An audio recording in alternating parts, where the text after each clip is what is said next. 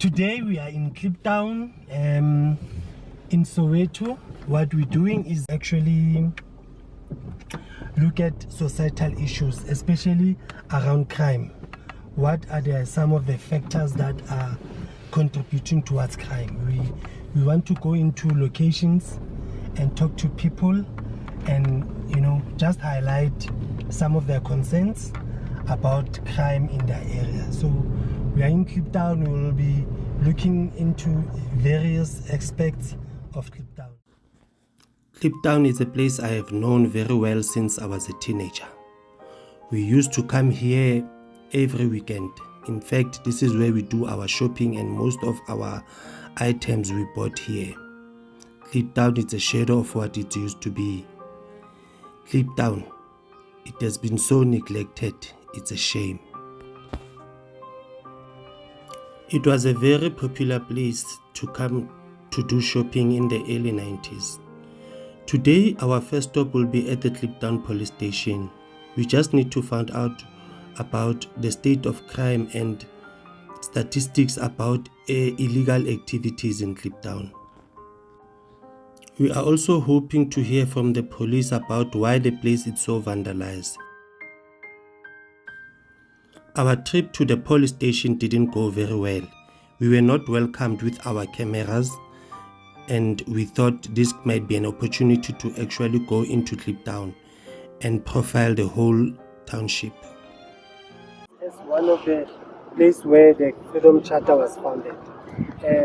This place can never be because of its history, and it's a history we should learn. There are so many stories that we see in this place. So please come with us. The Walter Sisulu Square of Dedication is an important landmark in Kliptown. It marks an actual place where the Freedom Charter was adopted. This Freedom Charter, it is a declaration that was supposed to be a blueprint of how South Africans should live with one another in this country. It also has the rules and the principles of democracy. This square, it has a 4-star hotel, a museum, and a shopping complex. Today, they are also a former shadow of what they used to be. The square was established around 2003 as a commemoration to the Freedom Charter of Kliptown. Kliptown, it's really divided into two by this railway line.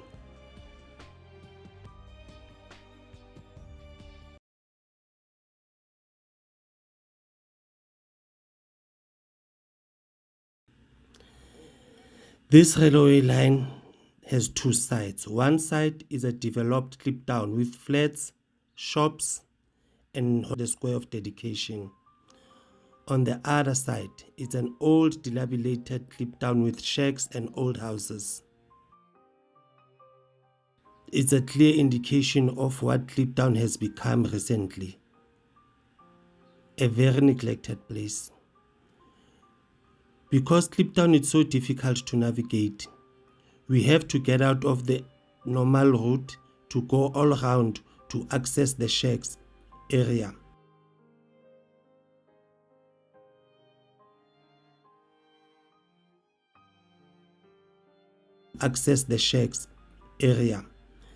And today we are also going to be able to see the other side of the square from the main road.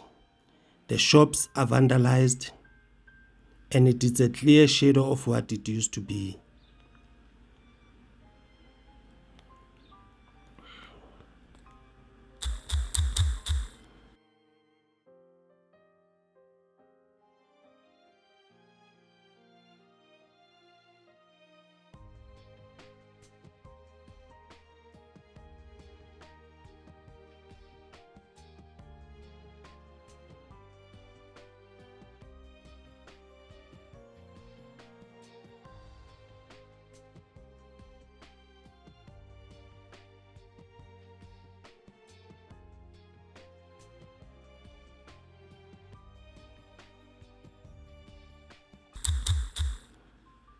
Getting inside Kliptown to navigate, it's not easy. So we have to enjoy the bumpy roads, only limited to a certain place where a car can reach. Soon we had to stop, and then we went on to talk to residents of Kliptown.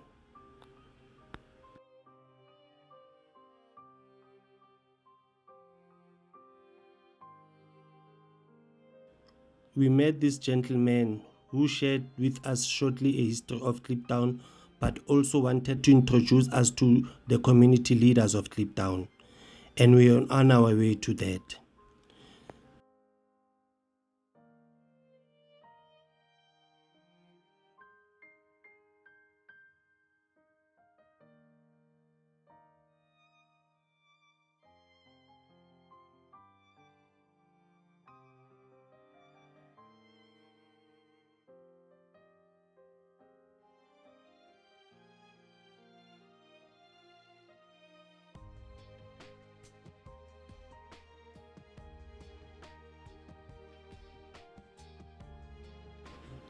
We soon met Bonkosi Mavuso, a community activist who shared with us his little experience with Kliptown.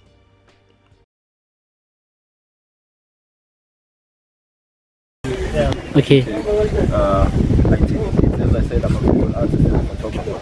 So I do a lot of teaching where I groom little kids and make sure they have something for themselves, because Kliptown is extremely old and there's a lot of tourists, and the most amazing thing is that Kliptown has been here for a long time. A lot of veterans come from Kliptown. I mean, you have your Nelson Mandela, who has a hideout in Kliptown, one of his houses where he used to hide. Do you know that he's there? I know that this is my brother, because that's why I came here. I came here to dig up all the history and expose it to people.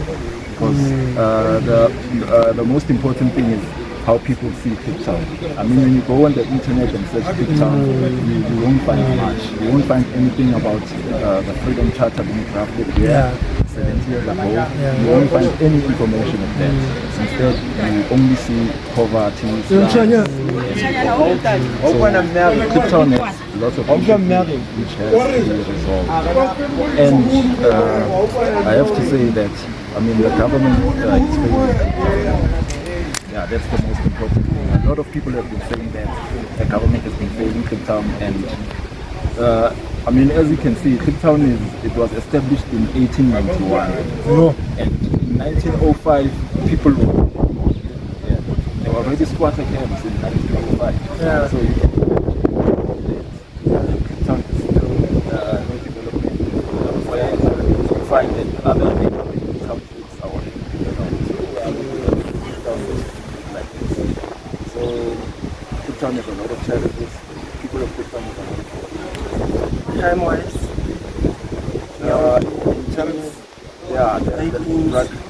In terms of crime, Kliptown has crime. There's car thefts, there's a lot of things which happen here. But now, it's not like your white collar crime or any crime.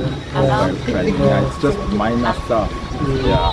But in drug abuse, that's the also most important thing, which is a problem within the community. Drug abuse and alcohol abuse. Are you talking about people selling drugs or people being... People, both. There are people selling drugs, there are drug lords around. You might find that there are more than 20 drug lords in one area, in a small space. And they all make money, they all make a profit. And they're killing the brothers and the sisters.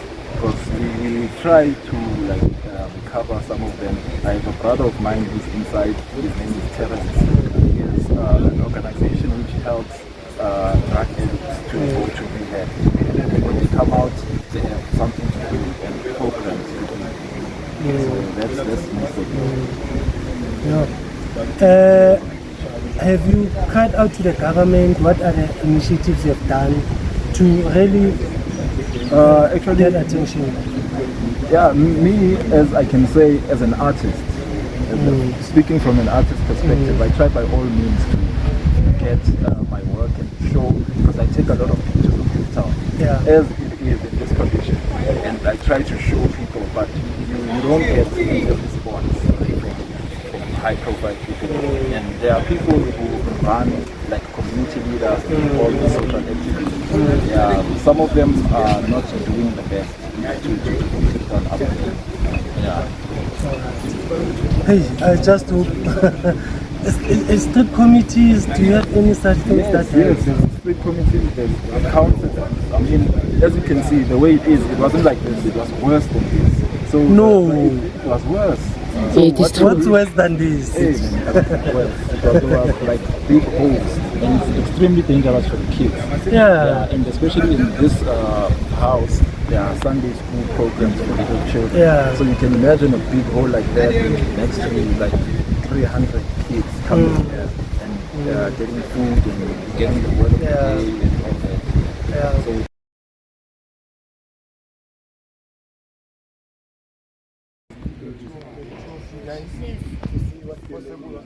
Yes, of course.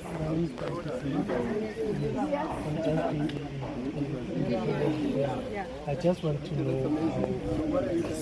I'm with my studio. I just want to know how come you know about it? I think it was through social media. Yeah. Somebody, I don't remember because it's 6 years ago now. Yeah. So I don't remember, but it was through social media, and I work with social projects in Brazil. Yeah. So I've always been interested in this kind of work. And back then I was living in Cape Town. Oh. And Cape Town, and because I was always involved with these things, I think like through my perspective of social projects, Cape Town is a bit different. Yeah, of course. Yes, very much. it's and then I was like looking for this more like a work it has more educational value, and then I saw that the tour it brings people to people. Yeah. And in comparison to Cape Town, things were more like touristic. But I don't know all the places in Cape Town. Yeah. So a few places that I compared to. And then I came here the first time. I really enjoyed it because we got to come to a tour, but also give back to the community. So not just come to watch people, but also to go to the Soweto market, buy art, buy artifacts, meet the people, and give back financially as well. And then also, I'm from Brazil, so I come from a place that also has its challenges. So for me, this is not very different that I know in Brazil. So it was good for me to come here and connect with different types of people. And because I've lived for so long in South Africa, but I lived in Cape Town, you're very isolated from the South Africa. Yeah, the people here, do they give you the impression of their struggles and kind of, because the argument now is Kliptown doesn't change from what it used to be back then. It's still a slum, yet there's so much development in the country. Do you know any history regarding that? So I think that you can see that this is not the best environment for people to be in, but I always see South African people in general with a lot of pride and a lot of dignity, even when there is not much dignity. But very hard working people and a lot of faith. I think the faith helps a lot. So I think that yes, the Kliptown hasn't changed much, and this is definitely a governmental issue, challenge. But I think that people still persevere. And I've been here 6 years ago, and I see some differences in the school, and I think that this is a big thing. I think that streets-wise, not really, but it's very interesting that we just went to the kindergarten, but like you're here in this situation, that things are not that very developed, but then you enter the kindergarten, it's a different world. And this is the things that can change, can make an impact. So I believe that I wish I'm gonna help more, but I wish there were more people there. So there's something your organization is doing to help you. No, thanks a lot. That's all I wanted. So another problem they see Kliptown as what? There's a huge problem about Kliptown, and they said it's like an open-air museum, which I think that's one of the reasons why Kliptown won't be developed, because a lot of tourists come to Kliptown, and when they come to Kliptown, they love the old structures the way they are. So I think development is something that's not going to happen anytime soon when it comes to Kliptown.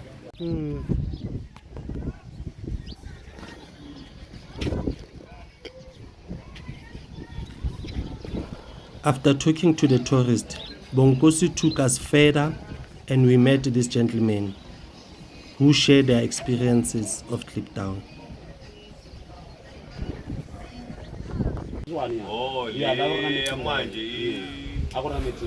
The mayor always tells us that he has to speak to his seniors. We've been waiting for years so that they could come and build us. We don't even want.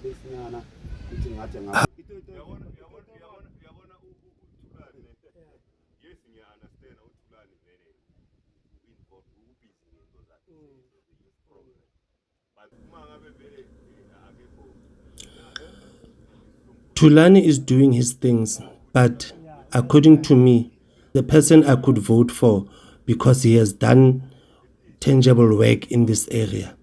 Even this street is the one who paved the street.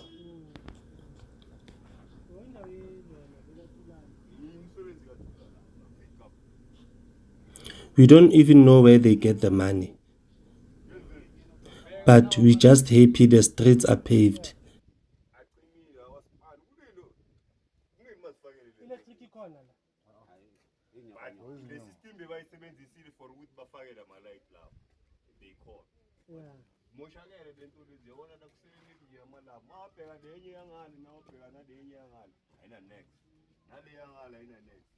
We don't have electricity, but somehow they were able to put on this street light.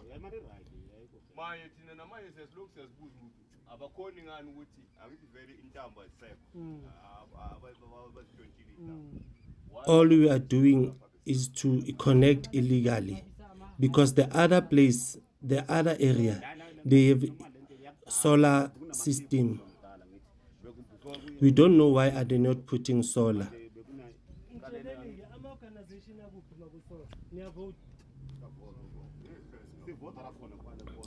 There were old cables here. That's why they were able to install the electricity on the street lights.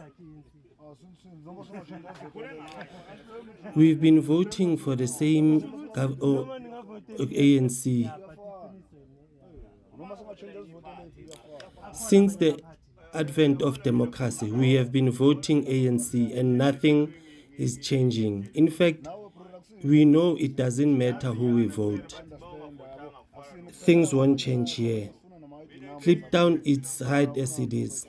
That's what they want. You are not the only people who came, who wanted to help, who wanted our opinions. But nothing changes. The votes won't do anything for us. We don't care about the government.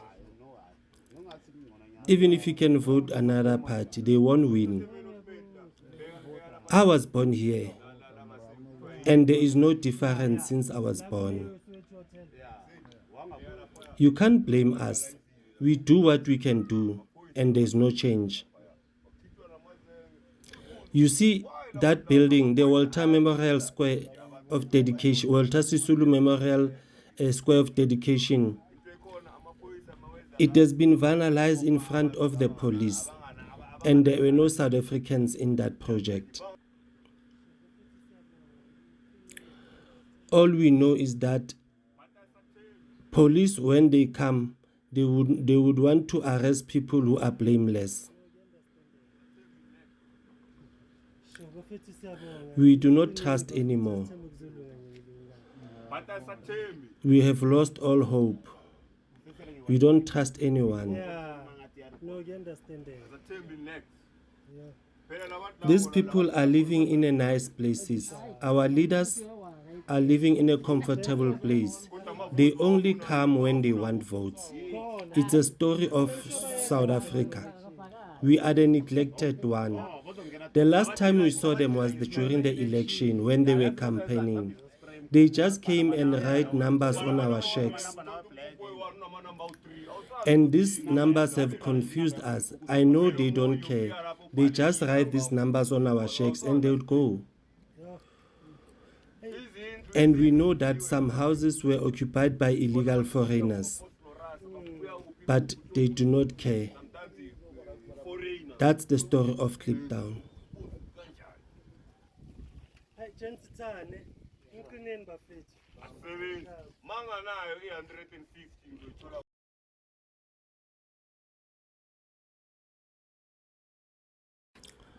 Bonkosi took us further to this project that they've been talking about, the Kliptown Youth Program.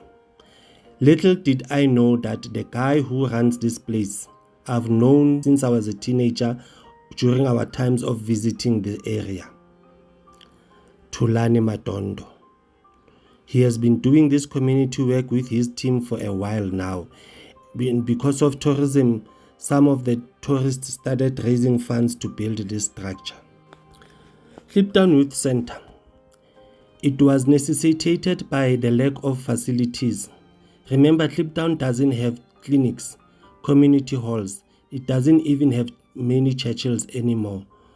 So, Thulani took upon himself to build this structure that will accommodate for early childhood development, for kids to play some games and sports here and learn some life skills.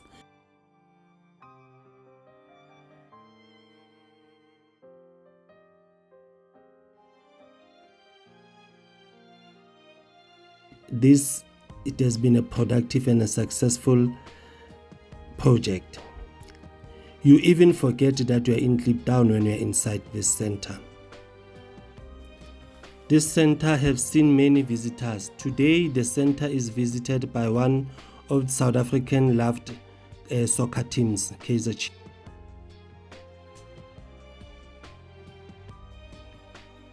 Here in Kliptown, he's been making a lot of differences. His name is Thulani Madondo. Sir, how are you? I'm good, thanks a lot, my brother. Good to see you. My brother, you have made your impact in this place. What drives you? Why are you doing what you're doing? My name is Thulani Madondo, and the reason why I'm doing what I'm doing with my colleagues is that I grew up here in this community in very, very challenging conditions, and at some stretches, dreaming was almost impossible for us.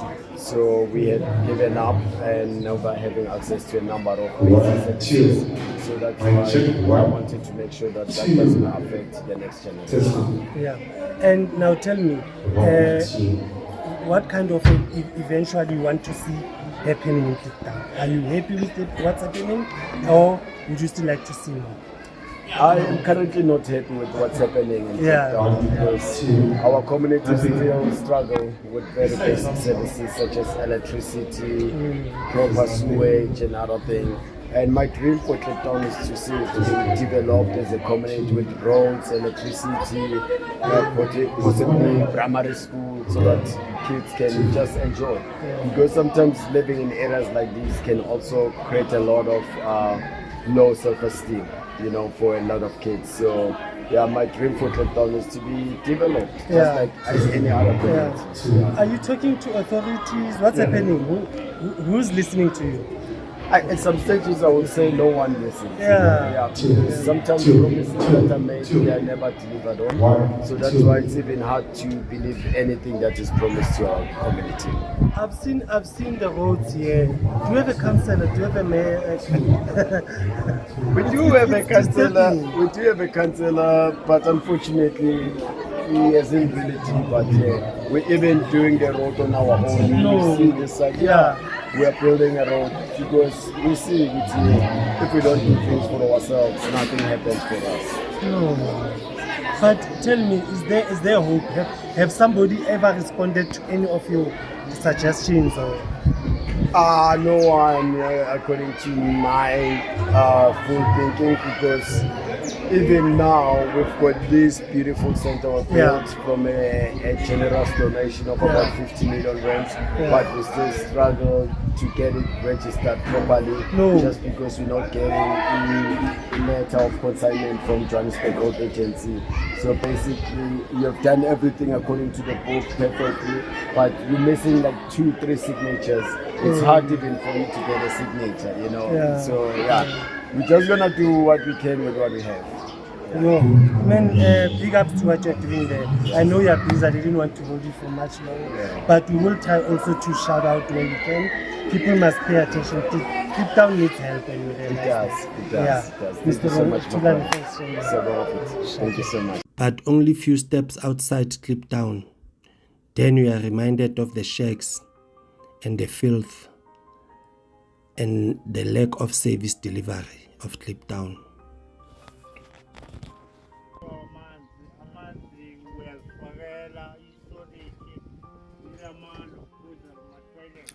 We still use this bucket system.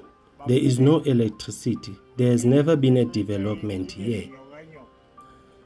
I asked how do they let them get away with this?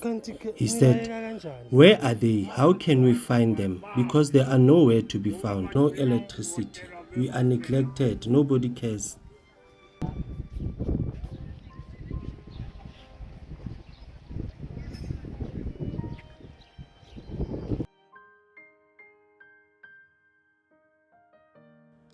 As we leave Kliptown, it is a pain to see what it has become these days.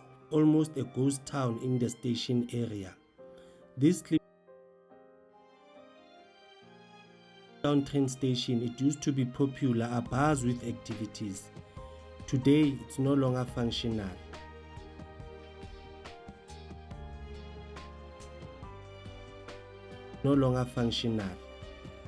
It has been neglected, and even the shops around the Kliptown station are no longer what they used to be.